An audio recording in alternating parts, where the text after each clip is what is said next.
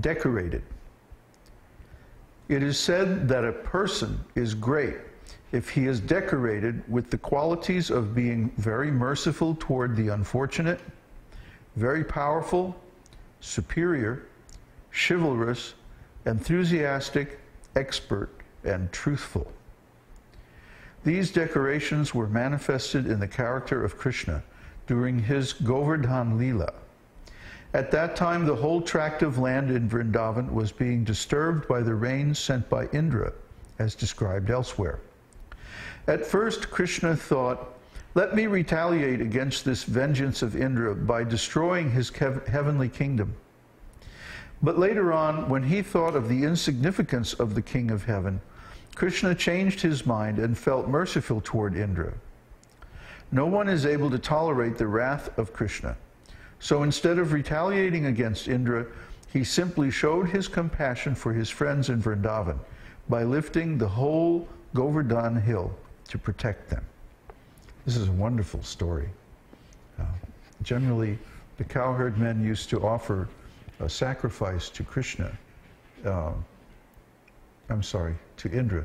So Kṛṣṇa requested his father, Nanda Maharaj, to offer the sacrifice to Govardhan Hill instead.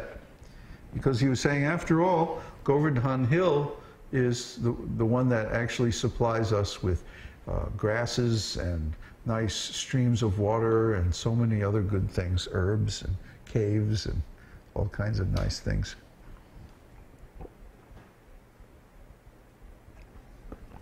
So instead of offering Indra puja, let's offer Govardhana puja. So they made a hill of grain. Yeah, get that out of the way. They made a hill of grains. And then they decorated the cows very nicely and worshiped the cows and the hill. Like that. And devotees still do this today. We've seen that they'll take a whole bunch of grains, rice and dal and barley and oats and all kinds of grains, and make a big hill of them. And if there are cows available, then they'll decorate the cows.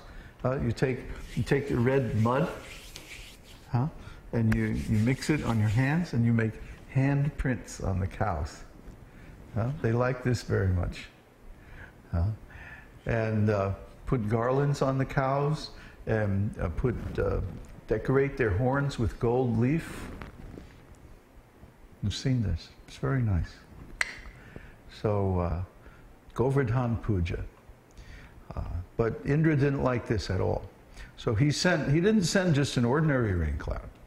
He sent the Samvartaka cloud, which is used at the time of universal devastation. So it was raining. It wasn't just raining, it was pouring down columns of water, described like the legs of an elephant. That thick columns of water coming down from the sky. So Indra thought he was going to get revenge against the cowherd men, but instead Kṛṣṇa just lifted up Govardhan Hill and he held it on the little finger of his right hand for 7 days. The whole time it was raining, pouring like that, but nothing affected the cowherd men and the gopis and the cows because they were under Kṛṣṇa's protection. So Kṛṣṇa, this is his character, that when a devotee becomes dear to Kṛṣṇa by offering different kinds of service, then Kṛṣṇa always protects that devotee. And even if there's some interference by other people, even other devotees, Kṛṣṇa will actually save that devotee, save his servant, and deliver him. So another quality is enjoying. When a person is seen to be always happy and is accustomed to speak smilingly, he is considered to be in the mode of enjoyment. This trait was found in Kṛṣṇa when he appeared at the sacrificial arena of King Kṛṣṇa. It is described that the lotus-eyed Kṛṣṇa entered among the wrestlers without being impolite to them, glanced over them with determination, and seemed to them just like an elephant attacking some plants. Even while speaking to them, Kṛṣṇa was still smiling, and in this way he stood valiantly upon the wrestling dais. So this is Kṛṣṇa. Kṛṣṇa is all-powerful, and he's so confident. He's always in an enjoying mood. And because of this, all the ladies of Mathura were very attracted to him. He's a great hero. He's never defeated. And he doesn't even get angry when someone is there attacking him. Kṛṣṇa was angry at Kṛṣṇa, but he wasn't angry at the wrestlers. After all, they hadn't done anything to him. So he gave them a chance, you know, he challenged them. And he said, you know, if you want to fight with me, okay, you know, but I'm going to send you to the Yamaraj. So, but he was smiling. He was dressed very nicely, and he was smiling in the wrestling arena and going, well, you know, I'm going to send you all to hell, but, well, I guess we got to do this, don't we? That's Kṛṣṇa. Pleasing. When one's characteristics are very sweet and desirable, his personality is called pleasing. An example of Kṛṣṇa's pleasing nature is thus described in Srimad Bhagavatam. One day, while Kṛṣṇa was awaiting the arrival of Srimati Radharani by the bank of the Jamuna, he began to make a garland of kadamba flowers. In the meantime, Srimati Radharani appeared there, and at that time, Murari, Kṛṣṇa, the enemy of Mura, glanced over Radharani very sweetly. So yeah, these all describe, this is, before we were describing like Kṛṣṇa's individual qualities, and now we're describing the characteristics of his personality, which is on a little bit higher level, that all of these qualities of Kṛṣṇa combine together, and he has a very pleasing effect on his devotees. That when Kṛṣṇa comes to us in response to our devotional service, then we become so pleased by his personal qualities that we forget about everything else. We just want to hang out with Kṛṣṇa and serve him and enjoy his company because Kṛṣṇa is so pleasing. That's really what the name Kṛṣṇa means. Kṛṣṇa means the highest pleasure, or the abode of everything enjoyable.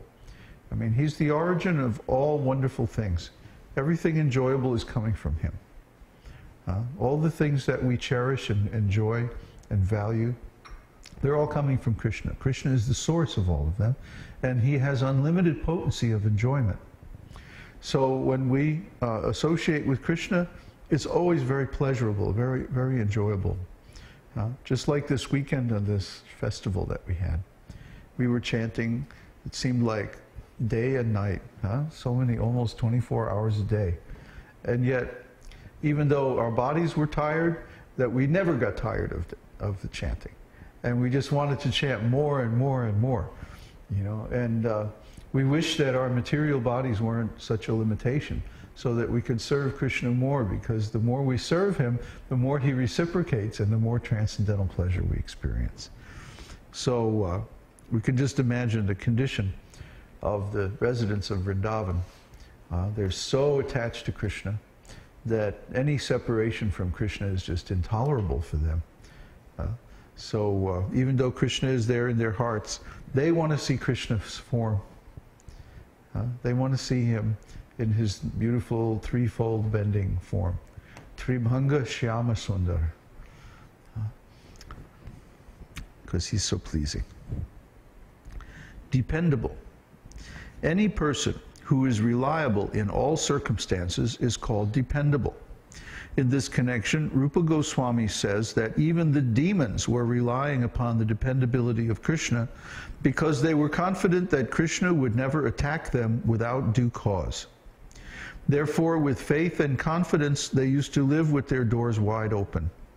And the demigods, although afraid of the demons, were confident of the protection of Kṛṣṇa. Therefore, even in the midst of danger, they were engaged in sportive activities. Persons who had never undergone the reformatory ritualistic ceremonies of the Vedas were confident that Kṛṣṇa would accept only faith and devotion. And so they were engaged in Krishna consciousness and were freed from all anxieties. In other words, all kinds of men, from the demigods down to the uncultured, can rely on the causeless mercy of the Supreme Lord. So this is a very good point. Even though, for example, we Western devotees have not gone through the different samskaras of Vedic life, by performance of devotional service, we are able to become purified and engaged in Krishna consciousness. Because the reformatory processes of the Vedas are more or less on the level of karma kanda. Karma kanda means performing material activities for pious, fruitive results. Most of the Vedas preach this karma kanda.